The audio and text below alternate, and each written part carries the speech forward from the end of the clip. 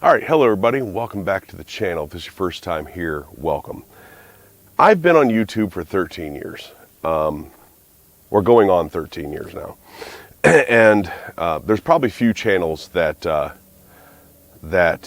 you watch that have been routinely posting videos for longer than I have. There's not many out there left. And we're losing another one. We're losing one. Now, in 13 years, there's two videos I've regretted not making. One is when James Yeager died, and I wanted to make a video talking about how important I thought he was to the YouTube community, to the gun sphere, to the training community, and to showing people, because he did it for a long time, to showing people that it was okay to get in front of the camera and try to teach others through this platform the things that you knew about firearms, tactics, and training, to just better everybody and do it for free. I think he played an incredible role in the gun community, and his videos live on, and I think he still does. The second time was when Paul Harrell died, and the impact he had on people as well, including myself. Now, nobody's dying this time. However, there is a hole that will be left in the gun community. And what is happening is Matt Carriker of Demolition Ranch, Off the Ranch, the Matt Carriker channel, Vet Ranch, and I'm sure there's like 5 or 6 other channels that we don't know about. He's retiring from YouTube.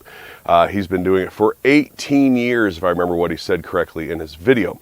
I'll put his announcement video down below in the description. Now, I've commented on this a couple times in various YouTube video comment sections and Instagram posts. And of course, the comment sections being not a hostile environment at all, ever. I was greeted with various people saying, well, what has he ever done for the Second Amendment? What has he ever done for our rights? I can only imagine people like that live on a steady diet of bag of dicks, and so don't be that guy. Don't eat dick. There are few, if any, channels that have normalized gun ownership in even the most milquetoast of households than Matt Carriker, than Demolition Ranch, specifically Demolition Ranch. There are few, if any, channels that have normalized gun ownership to the extreme that he has, and I don't think he's given credit for. The amount of households that watched his entertaining videos, his entertaining gun videos, that showed that it can be fun to own firearms for various reasons, and that it's okay. It's okay to own guns, that no matter what the news tells you, no matter what the media says, no matter what other people say, owning firearms is okay. And he reached more households than most of us combined ever will. Now, you add that to the fighting that he did because of the size, because of his reach, because of his status within YouTube. Him and others. I don't want to take away from others. There are others that did this as well. That when YouTube was coming down with some insane policies, the amount of fighting him and others did behind the scenes to get those policies squashed, to get those policies taken away, cannot be overstated. Those policies would likely still be in place if people like him and others didn't fight for us, for themselves and for us. Now, I did have one opportunity to meet Matt. I never took that opportunity, which I guess I regret. I never took that opportunity. I saw him in the dining area, in the cafeteria area of SHOT Show 2024. Which is sort of a place of peace for us that are there.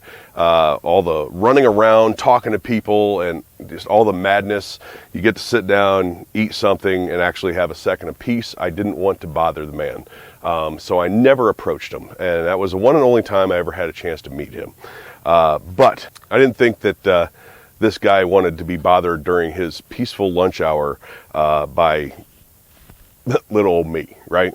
But I believe the impact Matt Carriker has had on the gun community cannot be overstated.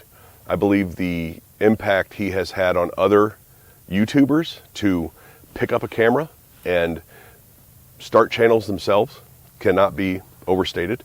And again, I said earlier, I think that his departure, it will be leaving a hole within the YouTube gun community. So from me to you, Matt, I do appreciate everything you have done. I do appreciate all of your videos that I don't know if your impact will be fully realized until long after you have retired and gone about living your life. And for everybody else out there who hasn't seen the video, check out the link I'm putting down below. He explains why he's retiring and all that, and best of luck to you, Matt. I do appreciate everything you've done. To everybody else out there, I do appreciate you watching, and if you've thought about making gun content, if you've thought about starting a gun channel, do it. Do it. If you don't try, you can't fail and you can't succeed. So at least try, and the rest of us will clamor to try to fill this massive gap that will be left in the YouTube gun community. And to everybody out there, thanks for watching, and we'll talk to you guys later.